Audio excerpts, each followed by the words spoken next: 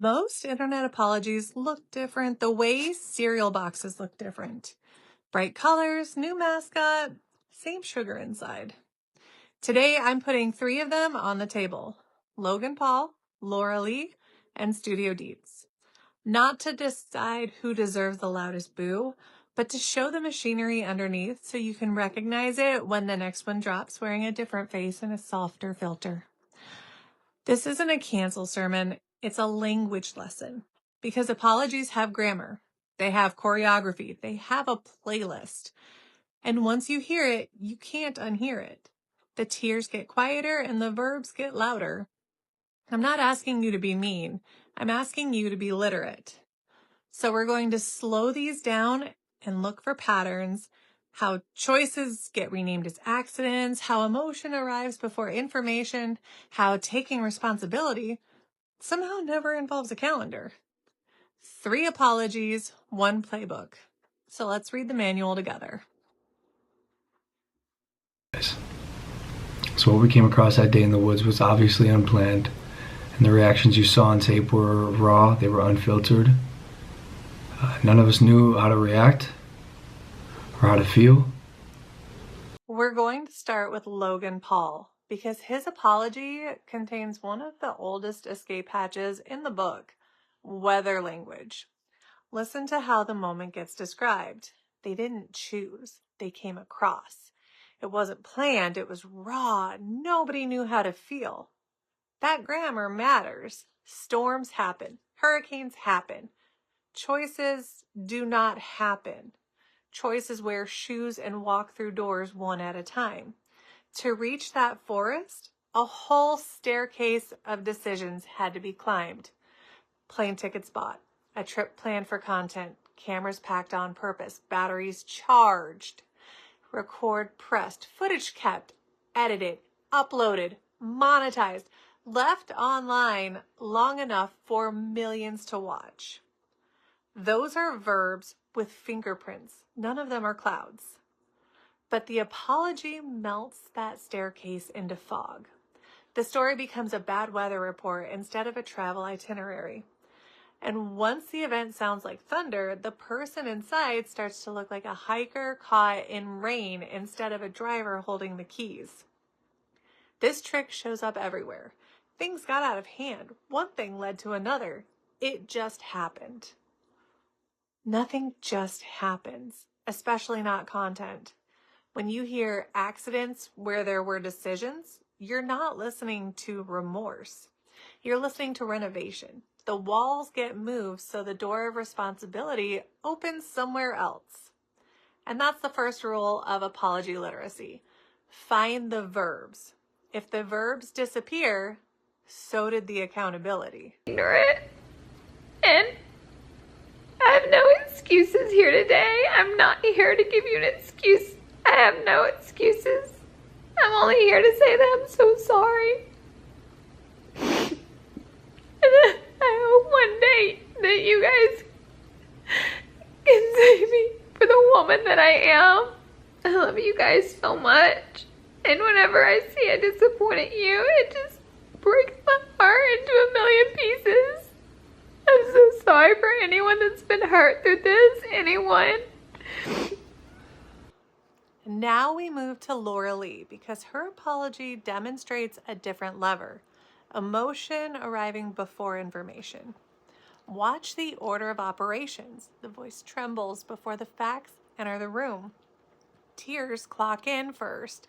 Details clock in later. That sequence is not natural. Your nervous system is being invited to decide before your brain gets the paperwork. If I can make you feel like a caretaker, you stop acting like a juror. You start handing out tissues instead of questions. This isn't about whether the emotion is real or fake. That's a distraction. The point is placement. Feeling is being used as a front door for vagueness. Notice how the language stays blurry. Disappointed you. Hurt people. That kind of behavior.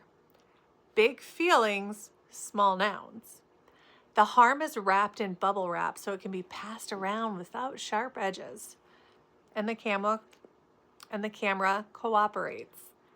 The pauses are long, the breathing is loud, and the lens stays close. We're not being informed. We're being invited to console. You'll see this outside YouTube too. Corporate apologies with soft piano music, politicians choking up before they explain anything, partners crying before they answer the actual question. Emotion first, information second is a vote you didn't know you cast. So here's the field test. If an apology sounds like a movie trailer instead of a repair estimate, slow down. Compassion is good, but compassion without data is just warm lighting. Real accountability can survive a calm voice. If it needs tears to stand up, it isn't standing on much. Ignorant. And I have no excuses here today. I'm not here to give you an excuse. I have no excuses. Laura says a line we've all heard 1,000 times. I have no excuses. That sentence looks nutritious, but it's not. It's parsley on an empty plate. Decorative responsibility, the kind you sprinkle on top so the meal photographs better. Because no excuses sounds like accountability until you ask the adult follow-up. No excuses for what? No excuses leading to which actions? Starting when? Measured how? Without those answers, the phrase is a fog machine wearing a tie. This is how apologies turn into furniture. They fill the room with solemn language while nothing structural changes. Responsibility becomes a mood instead of a plan. Listen to the math that never arrives. No timeline, no restitution, no steps a stranger could verify. Just a sentence doing push-ups on camera. You'll meet this version everywhere. I take full responsibility. I'm owning it. I'm better now. Cool. Better is a direction, not a destination. If an apology can't survive a calendar, it isn't an apology. It's a wish dressed for a funeral. And wishes don't repair damage. They just make the audience feel polite about it. So when you hear no excuses, don't soften it. Ask for verbs. Ask for Tuesday. Ask for the boring, uncinematic work that proves the sentence meant something.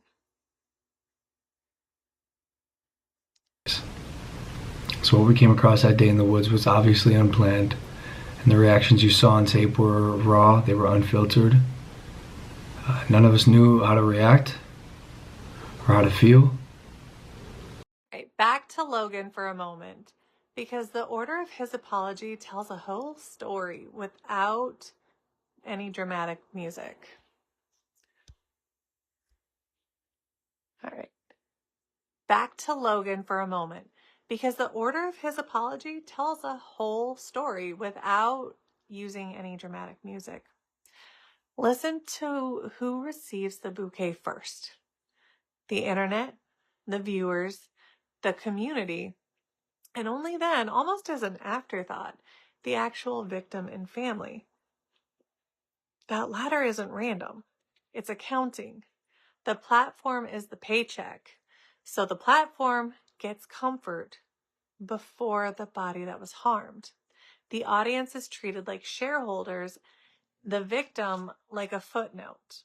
And none of this requires bad intentions, just very clear priorities. Apologies in public spaces are rarely human events first. They're brand events wearing a human costume. When the microphone gets soothed before the wounded person, you're not watching remorse. You're watching reputation triage with good lighting. Notice how clean it sounds anyway. The words are gentle. The tone is respectful. But the architecture builds on its... Notice how clean it sounds anyway. The words are gentle. The tone is respectful. But the architecture tells on itself. Who is centered? who is scenery. This pattern leaks into everyday life too. Companies apologize to our loyal customers before the workers they underpaid. Schools apologize to the community before the student who was hurt. Influencers apologize to you guys before the person with the name. The latter reveals the real audience. So here's another literacy test. In any apology, draw a map of who gets mentioned in what order. That map is usually more honest than the sentences sitting on top of it. To make that public anyway. What I see is this normalization of behavior, of no server is private. Just makes it something that happens often. It doesn't actually make it okay. I honestly did feel violated seeing what I thought were private conversations being put in all of these videos across YouTube. I mean, just put yourself in those shoes of, man, I literally... Now we step into Studio Deeds, where the story performs a fascinating relocation trick. The original problem is what was said inside that Discord. But listen to where the spotlight slides. The screenshots, the leak, the exposure. The harm migrates from behavior to discovery, like luggage changing carousels. This is the privacy pivot. The alarm becomes the fire. Instead of let's talk about what happened, the conversation becomes let's talk about how you found out. And once that move works, the person who revealed the behavior becomes the villain, while the behavior itself gets a soft focus filter. It's elegant, honestly. Dangerous, but elegant. You'll hear this everywhere. Yes, I did it, but the real issue is betrayal. Yes, I said that, but posting about it is violence. Yes to the action, no to the camera. But accountability doesn't expire just because the curtain's opened. And then comes the line that made me sit straight up.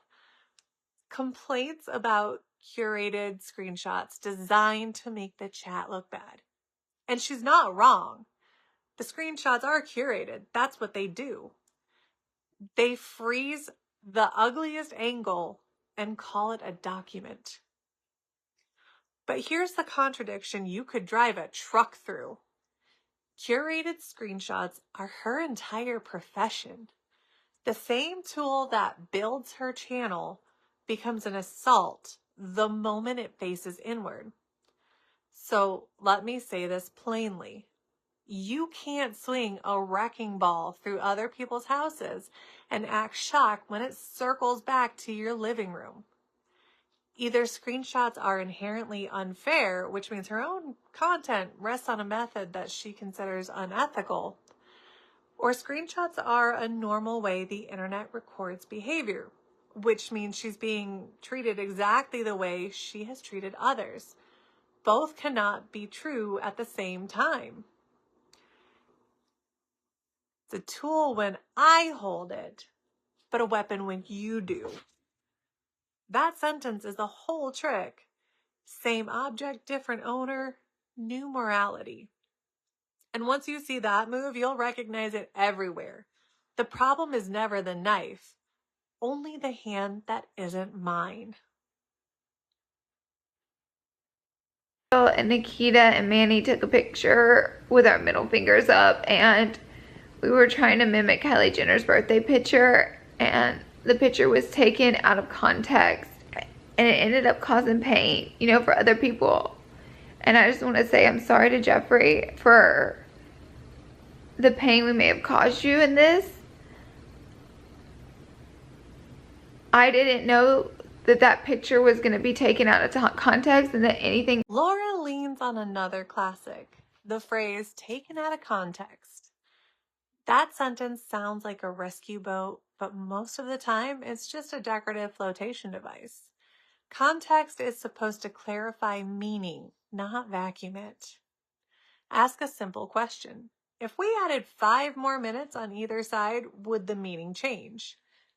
If the answer is no, then it was not taken out of context. It was just out of hiding. Context is a frame, not a delete key. And some pictures look worse with a bigger frame. Notice how the story shifts when this phrase enters. The focus moves from what was said to how it was perceived. The listener becomes the problem for hearing correctly. Accountability turns into a misunderstanding with bad reception. You'll meet this move in everyday life too. Jokes that sound bad without context. Emails that look harsh without the whole thread. Promises that feel wrong if you don't know the history. And sometimes that's true. Often, it's just a polite way to ask you to doubt your own eyes. Real context adds information. Fake context adds fog. So when you hear that phrase, don't argue. Just look for the missing pieces and see what actually arrives. If all you get is a longer version of the same meaning, the raft was empty. It okay in hindsight looking at it? No, I don't love it. I don't love that I use that word. And if I had thought that this was a public-facing thing, I would not have used the word crap. I wouldn't have. However, I don't necessarily feel that it's that terrible to have an opinion about another creator's content. I didn't go Studio Deets gives us another familiar flavor, the boutique apology. Listen carefully to what is being regretted. Not the belief, not the impact, the word choice. I wouldn't have used that word if I knew it was public. That's not an apology for the house. That's an apology for the paint color. Tone apologies are parking tickets for felonies. They polish the bumper while the engine keeps idling. The message stays intact. Only the wrapping paper gets recycled. This is how accountability shrinks to grammar. The sentence becomes the crime scene. The idea walks free. You'll hear this everywhere. I'm sorry it came out wrong. I could have phrased that better. That wasn't the right way to say it. Cool. But was it the right thing to believe? If the fix lives only at the level of If the fix lives only at the level of adjectives, nothing actually moved except the furniture and your feelings. Real apologies edit behavior. Boutique apologies edit subtitles.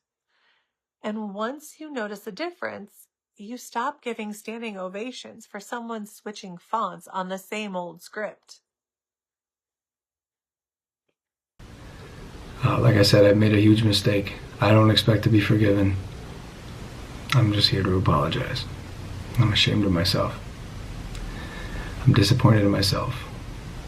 And I promise to be better. I will be better. Thank you. And back to Logan for the grand finale move. The promise without a blueprint. I will be better. 4 words that sound like construction and behave like perfume. Better when? Better how? Measured by who? With what guardrails so the next storm doesn't magically appear again? None of that arrives. The future is described like a motivational poster instead of a work order. Real repair is painfully boring. It has dates, budgets, third parties, proof that can survive daylight. But future tense apologies float above ground like balloons. They feel hopeful because hope is cheaper than plumbing. You'll hear this line in breakups, press conferences, and HR emails. I'll do better. We'll learn from this. This won't happen again. Those sentences are not plans. They're lullabies for strangers. So ask the rude, necessary question. Show me the calendar that makes that sentence true. If there isn't one, you're listening to ambition, not accountability.